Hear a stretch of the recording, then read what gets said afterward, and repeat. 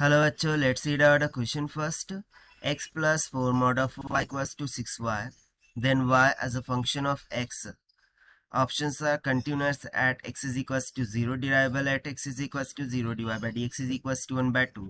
For all the values of x, none of this. So यहाँ पर हमें दे रखा है फंक्शन, ठीक है ना, x plus 4 mod of y equals to 6y. So हम बताना है कि y as a function of x क्या होगा. तो देखते हैं हम पे सोल्यूशन से.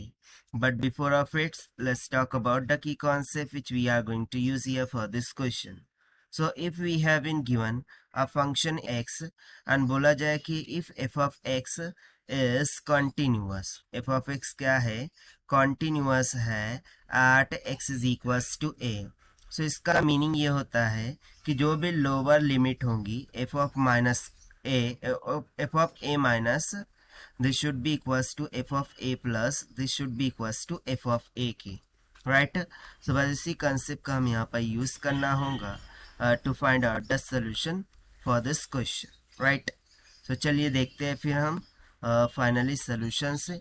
तो सबसे पहले तो मुझे y as a function of x find out करना होगा. तो उसके लिए इक्वेशन क्या दे रखी है, x 4 mod of y this is equals to 6y. ठीक है, ऐसा हमें यहाँ पर दे रखा है. तो सबसे पहले जब y will be greater than to 0 होगा, यानी कि y पॉजिटिव होगा, so y as a positive यहाँ पर ओपन होगा. सो x प्लस में 4y this will be equals to 6y. This implies that x will be equals to 6y minus में 4y will be equals to twice of y. So इस case के लिए हमारा जो function y है that will be equals to कितना हो जाएगा, x by 2 for y will be greater than to 0. अब यदि मैं वहीं पर y will be less than to 0 के लिए बात करूं, यानी कि निगेटिव, ठीक, जब y निगेटिव होगा सो ये ब्रैकेट किस तरीके से ओपन हो जाएगा, y माइनस का 4y will be equals to 6y. So ये उधर जाकर प्लस हो जाएगा, so x is equals to 10y.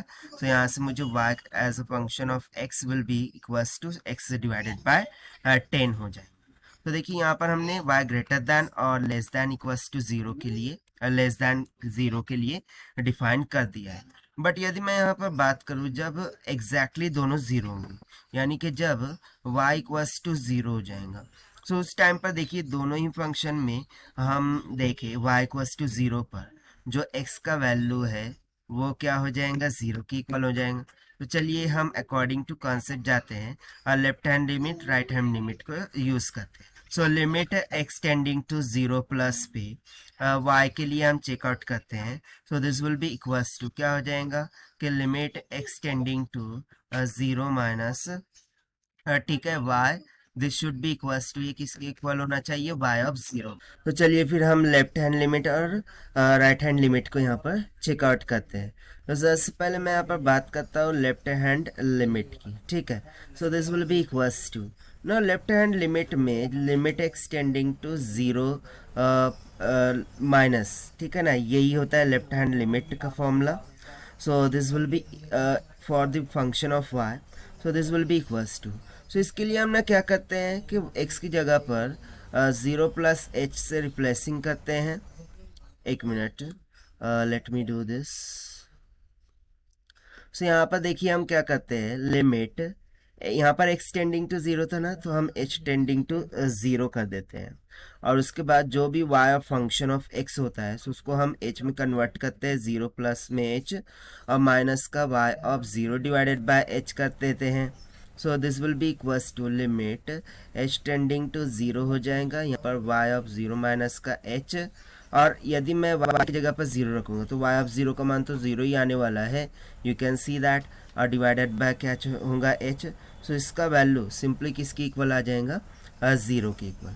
सो ये तो आया हमारा left hand limit.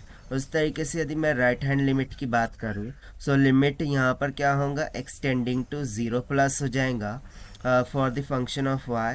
So this will be equals to, यहाँ पर क्या हो जाएगा कि लिमिट